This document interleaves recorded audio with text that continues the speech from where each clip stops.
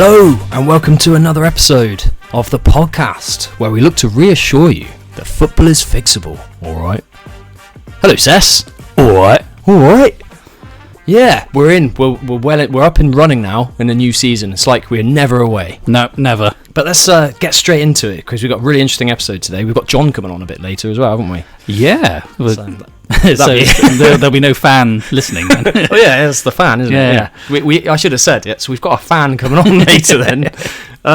Right, so let's get straight to the news. First thing, last week's episode, I was talking about so one of the rules coming into this new season is the semi-automated offsides. You know, we're going to start the Prem, so it's going to take the pressure off the refs. You may have noticed last week that wasn't in place. No. That in one or two of the games, you think, well, this is taking quite a long time. What's going on here? And then all the refs are looking puzzled at the screen like we saw last season and everything. That doesn't seem semi-automated. Yeah. So apparently, the Prem is going to bring it. They weren't ready, basically. No. They're going to bring it in after one of the international breaks when they're ready. So it could be after I think there's one in September or October is what they're looking at. It's one of those. Yeah, I don't really know. I'm sure there's reasons for the delay, but I don't know what they're not ready to do.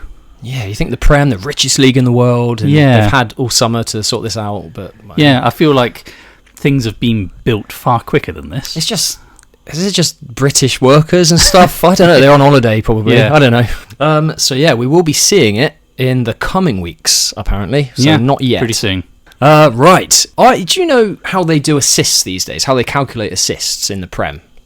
Statistically? Yeah, so if you qualify as, you set that player up, you've got the assist kind of thing. Yeah, I kind of thought it was just basically the last person who touched the ball before the scorer. Like when we were growing up, it was always kind of, if it's something you maybe linked to the goal, there's a time limit on it, I always sort of thought. So I don't ever think I saw this written down, but sort of if it was in the last sort of 10 seconds or something, or it's sort of recently somebody passed and set you up, got help to create the goal. Yeah, it just made me think maybe it's a FPL related thing because of the Prem is all linked together now. But so Visser, is it how I pronounce his name, for Brentford? Visser. So he got an assist, which is great because he's in my FPL as well. But he passed to Bueno. Yeah. Bueno.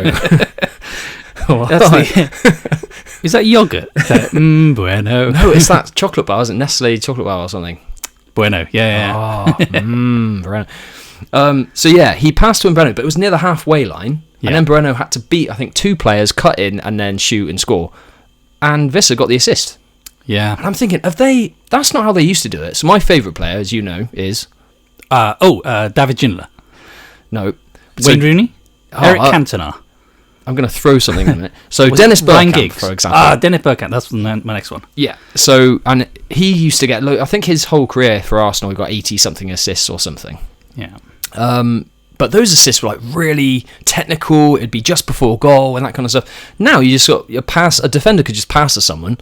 5 minutes later, that player scores and he gets an assist for it. There's that famous one with Sergio Busquets. Good old Biscuits. He passed to Messi. It was barely a pass. He got the ball from Messi and he just kind of tapped it about a yard away from him, and Messi got the ball from the halfway line, ran past everyone and scored. And so they showed kind of like a map of the assist. It was just literally like a tiny pass on the halfway line. Well, that's the thing. But that's not fair, because people love stats, and especially when you're comparing players. So you're comparing, like, the strikers these days are way better than what they used to be, and all that. You think, hold on a minute, the stats are not right for assists and things. Yeah. That's not accurate, is it? Yeah, I know what you mean. It's like the news. Yeah, I want to bring up a little thing about Pep Guardiola. He's a brilliant manager, obviously, almost as good as Sean Dyche. Yeah. Almost as bored as Sean Dyche as well. However, you know this whole thing about the 115 charges, the court case is going to start soon. He's got 1 year left on his contract, and I kind of feel that he's not wanting to extend his contract. Like commit to anything. Yeah, because he wants to know what comes out of it. Now, what I don't like about this is that a while ago, I can't remember if it was a couple of years ago maybe, when the charges first came to light, he was adamant originally a couple of years ago that he would leave if they would be fined effectively or found guilty, because he was so sure that there was nothing wrong. So he said, I'd leave. Yeah. And then last season, he came out and said he won't leave, even if they're charged anything. And so I kind of lost a little bit of respect for him, because he's someone he knows exactly what he wants. Principled? Yeah, he's got very strong principles, and yet when it comes to this, all of a sudden he's just lost all his principles, he's forgotten all his principles, and it almost feels like he's just chasing the money. And now he's not even willing to commit, because I feel as though he's just wanting to see what comes out of it, because now maybe there's doubts as to whether they're guilty or not. It wouldn't be from his own personal sort of PR point of view to disown himself from it. So if they are guilty and it comes out as that's the verdict, he could then say, "Oh, I'm leaving," and that would keep his kind of slate clean in a way, because he did his job in his own mind. He could say he didn't know about it. Yeah, potentially. Whether he did or didn't, he can still say he didn't. Yeah, and I think the timeline of the charges, I think he was only there for a couple of years. Yeah. Of the years that they've been charged. It was up to 2018, I think, wasn't it? Something like that, yeah. And he started, was it 2016? So fair enough. It's not necessarily his fault, but he has absolutely benefited from the cheating. Oh, yeah. So, yeah. Brilliant manager, but yeah. It certainly has. Yeah. Without all of that money, I'm sure he would have still done very well. Yeah. But yeah, I just kind of feel as though I've lost a little bit of respect for him, because he's not held on to his principles. Yeah, that would have sort of kept him a bit more kind of that, because people see him now almost godly figure in football, don't they? He's one of the best managers of all time and this kind of thing.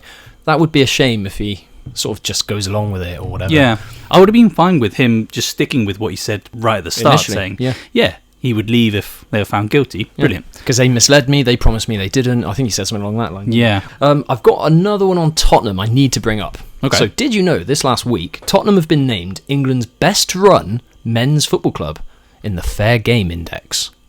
Okay. 5 Premier League teams are in the top 10. And yeah, Spurs is...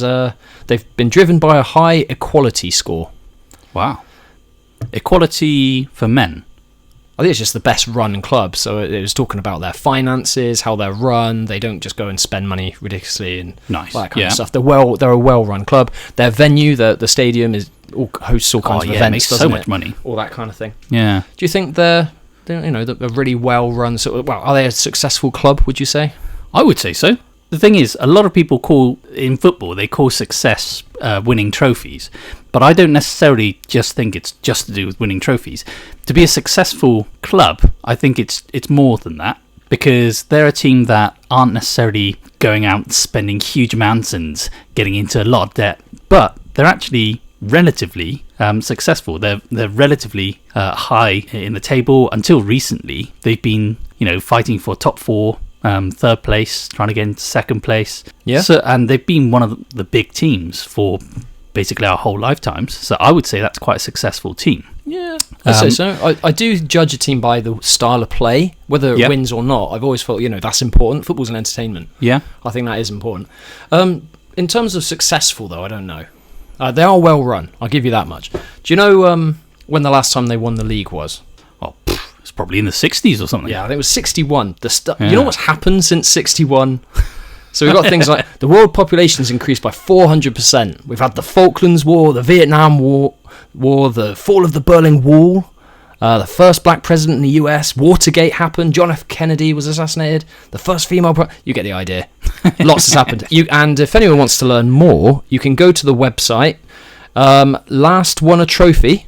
.co.uk, where you can get a countdown, or count up, I suppose, an ongoing count up of the clock every second that goes by. The last time Spurs won the league, or actually it was 2008 when they won the League Cup, so it was counting from then. Yeah, that's probably got nothing to do with the fact that you're an Arsenal fan and you want to have a dig on Tottenham. No, absolutely not.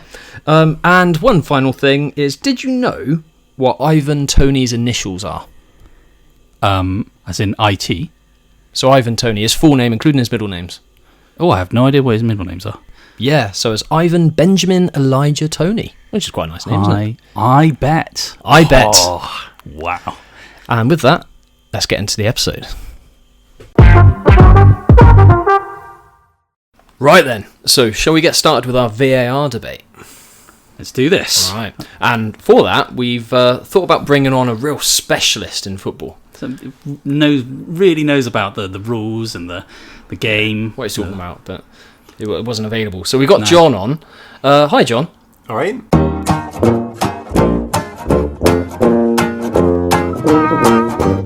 All right. Extra West Country. I wanted to say all right. Since our first season, football is fixable. All right. We talk about our fan. Here he is. Here he is. Yeah. So John's going to be part of the debate. How are you feeling? Nervous? Yeah. But excited. Understandably, when you're up against the god. I'm going to win the debate. So. Yeah. Ooh. Well, you're with your heroes, so it's only natural to feel a bit nervous. Yeah, that's fair enough. Right then. So, Seth, do you want to take us away with why VAR should stay? Why it should stay. Yeah, for VAR. Excellent. All right. Well, so why it should stay, I thought, because it's already here, I thought that I should, first of all, look at the kind of negatives that have come out of it, because I actually agree with a lot of them. We've said it before in the podcast. Yeah. So, firstly, it slows down the game. It's very stop-start, and I completely agree with that. However, I kind of feel it's a moot point, firstly, because there was that kind of conversation before VAR. I don't know if you remember, but pre-VAR, they were talking about maybe making it a 60-minute game and then stopping the clock, adding extra time because it was very stop-start. I think they said the average time was like between 49 to 55 minutes or something. For the whole game. The whole game. Yeah. So that kind of conversation was already being had. It might have been extenuated, exacerbated. One of those. I'm being attacked with words. Help.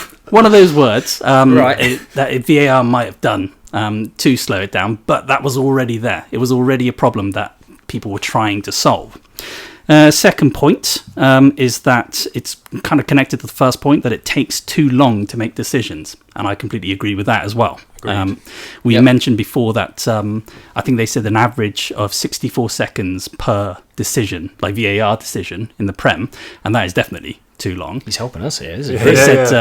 They said the semi-automated will bring it down to 31 seconds, and it's only going to get quicker as well. So I think the quicker the better. The goal kicks, on average, they said it was like 23 seconds anyway. So if goal kicks are almost the same amount of time as it takes to make a decision, I'm happy with that. All right. Yeah. Thirdly, an argument that football is unique. The age-old argument. It is. That's football, says. Yeah, that's football. So it's unique, and somehow VAR doesn't work in a football situation where so many rules are subjective. You know what I think about that. Football is not unique. Yeah, it is. There's unique. So many sports where uniqueness, this whole idea of subjectivity, there's sports where it's completely subjective. You literally need expert judges to tell you who's won, like in athletics, like decision-making in boxing, for example. LBW in cricket, that's completely subjective. And you try to make it as objective as possible, like with anything else, and that's what VAR is used for. So I think this whole idea that football is unique is just obscene. Next one is slightly linked to that as well, tradition. Oh, it was, remember the old days before VAR? Oh, yeah. It's traditional, Back to the old days. I remember. Yeah. What is tradition? Because what you're actually saying is back to when you're doing your childhood and teens and young adulthood. When football was best, yeah. Because actually, if you look at the people older than you, previous generations, that's a different tradition for them. Guys younger than you, that's a different tradition. What about the tradition of the muddy pitches? Should we bring them back? What about the rubbish boots? What about the ball? You're talking about tradition, aren't you? But what you need to do is you need to move on with the times, because there's no such thing as tradition. So football is ever evolving. Take the rough with the smooth kind of thing. So the bits that things are going to change all the time, but there's no point in holding on to tradition, because everything's moving on. All you're going to do is become a Graham Souness. And the fifth point, again, I agree with, is that it's being incorrectly used by re-refereeing. And I completely agree with that. Yeah. Because initially when it was brought in, I can't remember what it was, but they had 4 rules to use VAR on, and I just didn't agree with it. And so how they're using it, I completely agree. It's not being used right. However, not being used right is not a reason not to have it. In the same way that a car seatbelt is a good idea, but if you're told it has to go around your neck, that's a bad idea. However, it doesn't mean cars shouldn't have seatbelts. Yeah. Interesting. So those are the kind of reasons that I think people would normally say would be against VAR. However, for VAR, I would say accuracy. It's undeniable that it is more accurate now, the decisions that are being made. Yeah. Fairness and consistency. Referees traditionally have had a view, basically, where they are on the pitch and what they're looking at, what they're focused on, is all that they will be able to work on. Whereas now, all referees have the same angles, slow motion, all the tools, basically. So they're on the level playing field. So I think fairness has come into the game that it hasn't done before, which can only be a good thing for me. Next one, it can be used as a deterrent for unsporting behaviour, which it already has for things like diving, for violent behaviour. Not enough, but it can still be used for that, and it can be improved. It'll get to the point where managers will be saying to the player, you can't get away with this anymore. You're on the big screen, you know. And the main thing for me is the ability to improve. We've seen referees' standards go down with all the technology and the fitness and diet and all this stuff. Standards have gone down, and yet VAR is something that can improve each time, and we're seeing it improve, and it's only going to keep improving. In which case, what's the point in going, no, let's go back to the old days where we're just completely reliant on these refs who we know the standards are going down, or we just hold on to these the VAR idea that's going to keep improving. Can't we just get better refs? Oh, it's as simple as that, was it? Oh, right. Oh, why didn't we think of that before? Get better. That's a good point. I'll come on to it later. But. And the final bit is that it can be involved in the game. We've seen in other sports, say, rugby, cricket, tennis, I've mentioned it before, it becomes part of the sport. Part of the entertainment. Part of the entertainment. At the moment, they're not doing it as that. They're keeping especially the crowds in the game, in the stadium themselves, as well as us at home, they're keeping us as far away from the reasons the decisions are being made, how it's being done and everything. Yeah, it's very weird. And so because of that, and we experienced it when we watched that Arsenal-Everton game where they took 2 minutes for a handball that we saw from 100 yards away. So I think it's something that definitely, it's absolutely, I understand why people dislike that, because it's just basically putting a hand to your face going, right, you're not involved, we're doing this. So I can understand that. Yeah. But no other sport does it like that. Every other sport involves the crowd as well. And so everyone is excited by it. They see the benefits and they see it as part of the entertainment. And that's the reason why I think it should stay, because I know what it was like before VAR. There was a reason VAR had to come in, and the VAR that's come in has not been implemented right. If we're going to keep the VAR as it is, I don't want it, like I've said before. However, I know what the benefits of VAR are, I know how it can be used, and I know that it can be improved. It can keep improving in the ways that referees won't.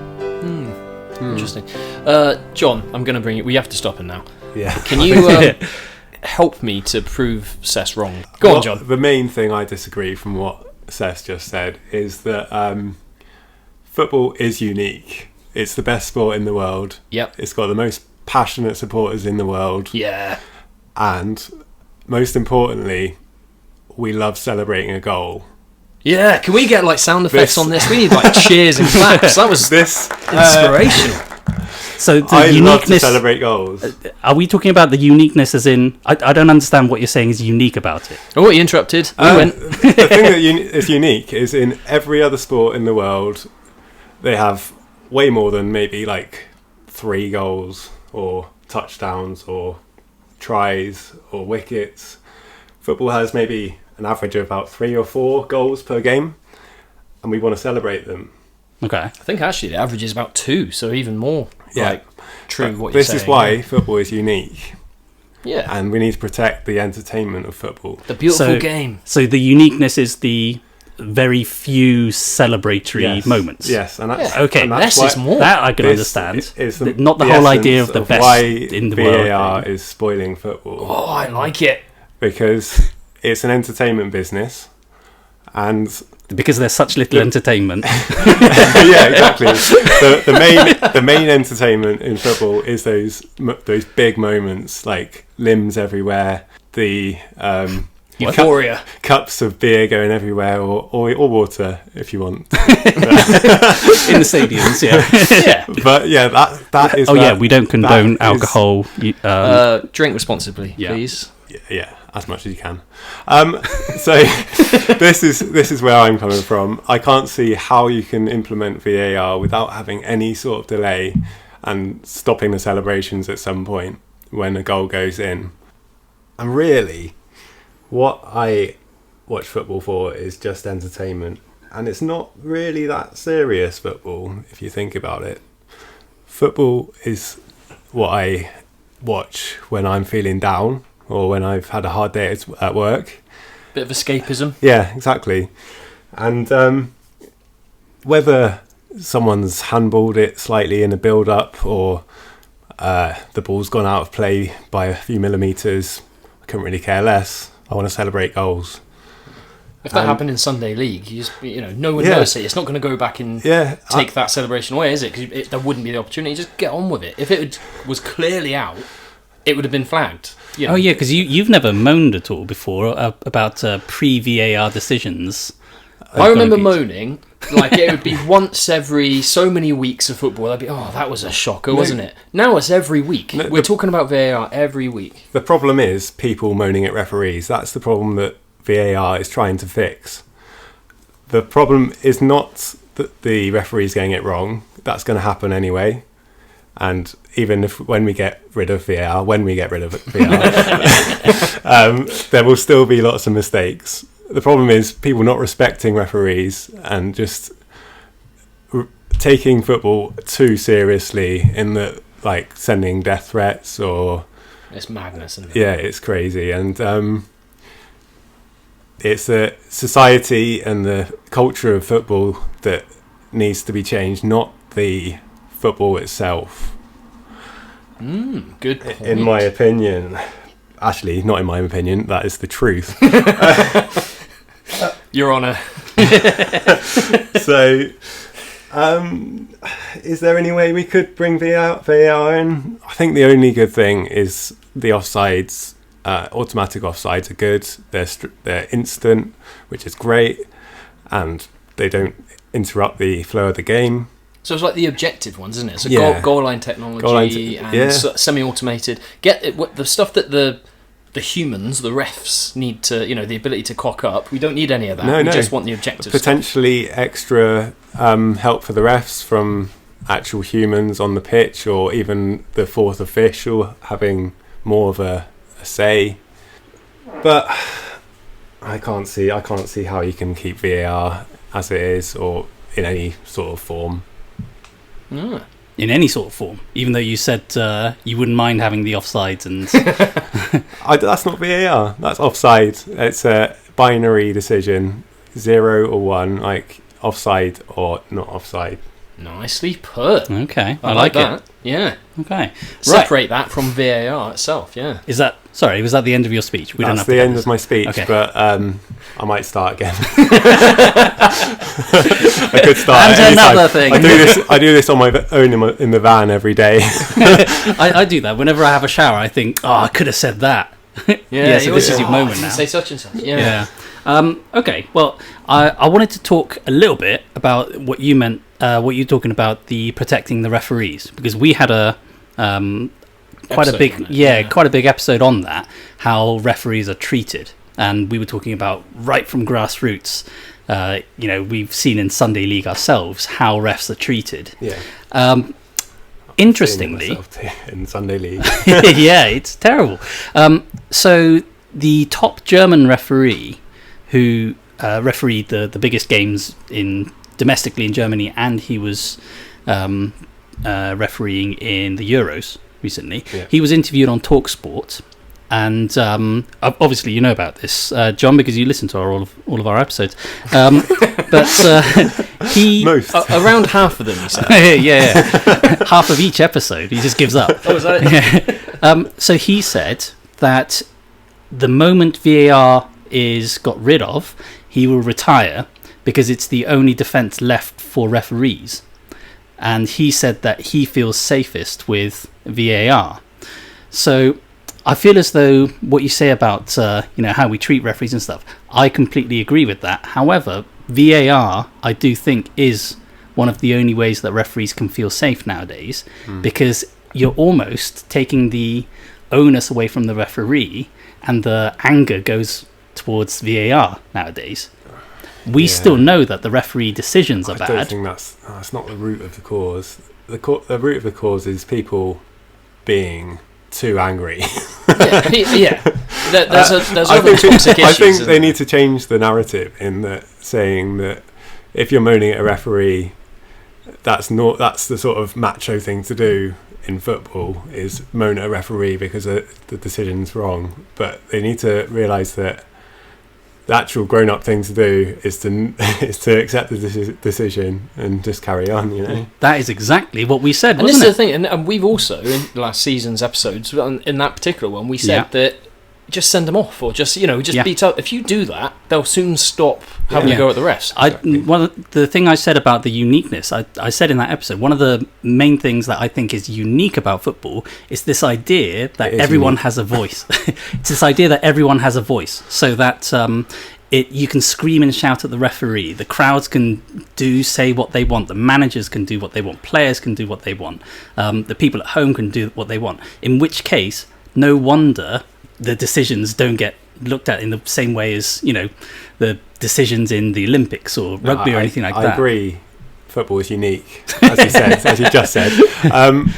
You said football is unique because there's so few bits of enjoyment coming out of it. Because of the passion. Yeah, everyone is passionate about the game. I'm passionate about the game. It doesn't mean you have to abuse referees or. That's very unique of football. Yes, you're right. The thing is, we enjoy football. We love it. We don't have a go at the refs, do we? There's ways of moaning about a decision. I mean, I have no problem with someone sort of moaning verbally, but not like an aggressive fashion towards the referee. I did that throughout my Sunday league. And you're right, actually. You're right, because pre-VAR, everything was sunshine and rainbows, actually. I remember refs were treated well. There was a Colombian ref wasn't shot after the World Cup. But, I mean, okay, there are some terrible examples and things, but that isn't anything to do with VAR specifically, is it? I mean, there's still people having a go at the refs now with VAR. They had a go at the refs before VAR. The problem isn't VAR in that side of things. Well, that's my point. No, we need to get rid of argument. No. We need to get rid of it. Listen, you're fighting against your argument. We need to get rid of VAR, and we need to send players off if they're having a go at the refs. We shouldn't attach VAR to protecting the refs. Refs should be protected anyway. Yeah, more yellows and reds or whatever for people surrounding the ref. Only maybe the captains can talk to the refs. Yeah, there you go. He says. But this is the referees we're talking about in the rules. This isn't anything to do with VAR. but that was your argument that you brought. You're countering your own argument. That wasn't my argument. That was your argument. You were bringing up about. I mean, I'm fine with you guys agreeing with me. No. We want to get rid of VAR to keep the game beautiful. We just don't bring the refs into it in terms of because you brought this up actually. But that's got nothing to do with VAR. That's what I'm talking about. No, it was. You said VAR's the last protection for referees. It shouldn't be. That's not the thing. Get rid of VAR. There should be other protections. So what you're saying is the referees, what they want doesn't matter. When they feel like that's the protection they want, take it away from them. It's misinformed. Just because they feel, and that one ref that you quoted, that's not necessarily fact. How many refs have you asked about it? Just pay them a little bit more. I think we do need to increase ref salaries, and we'll attract more refs. Then the second point I wanted to talk about that you brought up about the enjoyments, the celebrations and stuff. Yeah. Obviously, you'll know this, John, because you've listened to all of our episodes. We mentioned in one of the latest episodes during the Euros that we pretty much agreed, didn't we, that with VAR, we'd actually like to see I don't know what you call it, the appeal system. Like your life. You get a few cricket and tennis and stuff do them now. Yeah, I can see that. I wouldn't mind having a bit more entertainment value from the VAR if you're going to keep it. So. Yeah, and that's the choice of the either players or manager, whoever appeals it, which means it involves them instead of it just being taken out of their hands. Yeah. It means that also you're limited, so it's not like the whole re-refereeing thing over and over again. It's being used. Yeah, I do watch cricket a lot, and I like VAR and cricket. Yeah, and that's because there's a review system, and it's not always used. Sometimes they burn their reviews, and they get it wrong, and then they've got no reviews left, and it was like that at the beginning when they brought it in. But even before the appeal system came in, VAR had been around for a couple of decades, I think, before the appeal system came in. I think it's just improved it, but that could work. In which case, are you saying that there is a world in which VAR could No. And don't forget, in cricket, they're not as passionate as football fans. Oh, yeah, because you said it's a little bit less unique. It's not as unique as football. Football is unique, yeah, as I said. So there you go. So he watches cricket. He can actually challenge you. It can work, and there is a world, but there isn't a world, and it can't work. In the worst world where we have to keep VAR, that's how I would do it. Right, okay. Nicely put. Agreed. Seth is wrong. Brilliant. One thing I will say is John's going to be a regular on the podcast in a sort of form, isn't it right, Seth? We're going to get him to do a sort of special tips for FPL. So if you're doing a fantasy football this year, please do join our league. Our code is 8B8E something. You can't make it up. It's a code. Oh yeah, it's online. So to join our league, the code is 8B8. That's B for Bravo.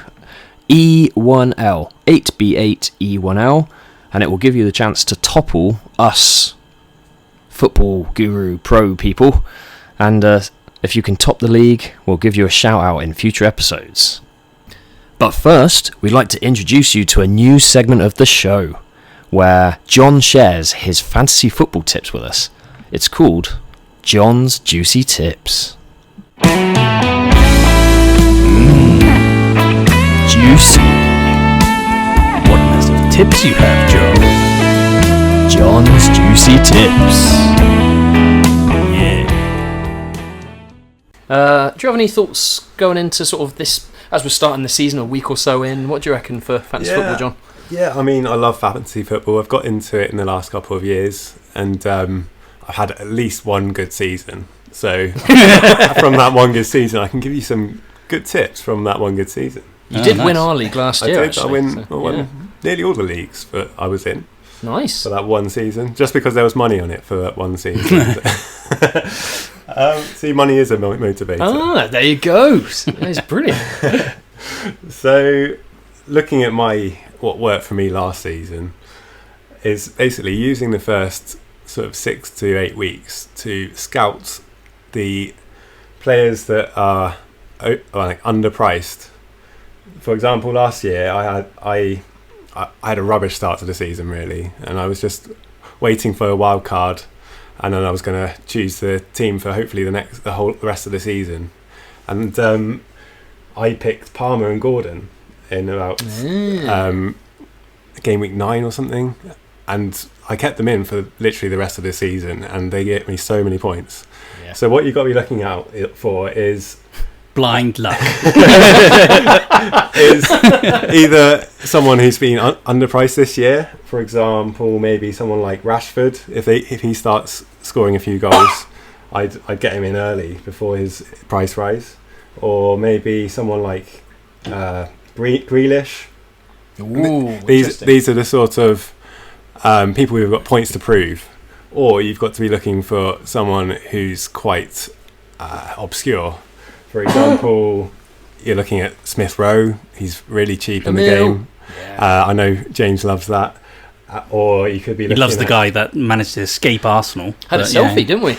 Remember? Oh yeah, that's true. Yeah. Saw him down at Arsenal. Legend. He'll be playing every game for Fulham, and Fulham are a good side. Yeah, wish him well. And I reckon he'll score quite a lot of goals. Yeah. You could look at Morgan Rogers for Villa.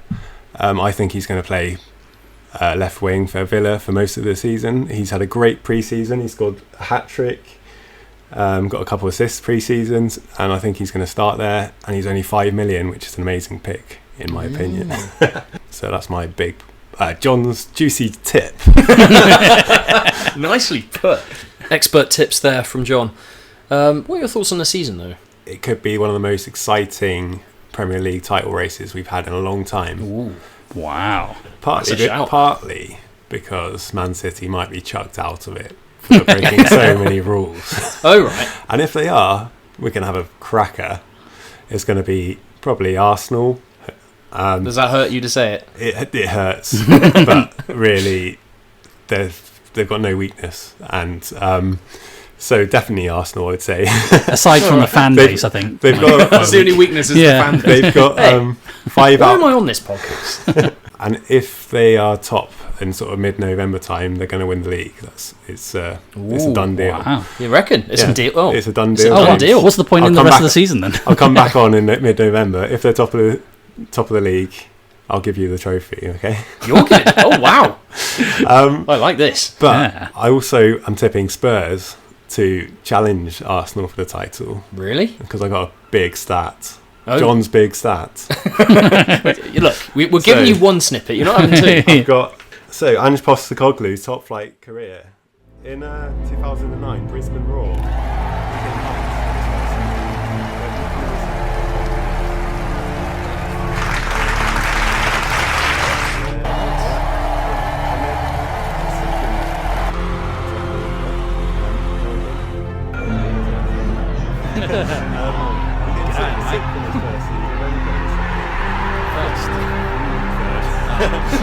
Still Champions League. Brilliant. His third top job, Yokohama, 12th in the Spurs season. Only having 7th.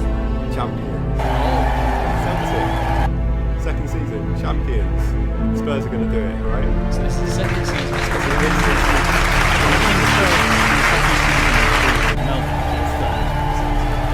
It's not actually. Well, It's a vague pattern. If you squint your eyes at 3 quarters to become champions. I'm tipping them to challenge. I'm not tipping them to definitely win because, as I say, Arsenal could have a good start to the season and they could run away with it. So if they don't win, it's even less of a pattern then. yeah, it is. So John might be right, or he might not be. The other team you'll be happy to hear, I'm tipping to probably come top 10 or even outside chance of Europe is Everton. Get in. What? Yes. The other reason I'm tipping Everton is because of Sean Dyche and his change from a suit to a tracksuit. It was a beautiful moment. Yeah. You have to remember they lost 6-0 to Chelsea. And No, I don't have to remember that. Beautiful moments. And he had a big crunch game against Nottingham Forest. He changed from his suit to a tracksuit. And ever since then, they've won 4, they've drawn 1 and lost 1. And if you put that over the whole of the season, he's going to wear a tracksuit all season. They'll get 82 points. Whoa. That is top 4 finish for Everton. Wow. So I'm backing them to have a good season. Excellent. All right. Well, Sean Dyche, if you're hearing this, which obviously he is, please put your tracksuits on. No one's ever said that sentence before, mate. Sean Dyche, if you're listening, please put your tracksuit on. Yeah. Anyway, so thanks for listening. Do make sure you do join our Fantasy Football League, 8B8E1L, and you can join our league, and you can... Oh, I see, I remembered it. If anyone who finishes top each week will mention you as league leaders on the pod. So, yeah, do join us. But for now, it's goodbye from me. It's goodbye from me. It's goodbye from me.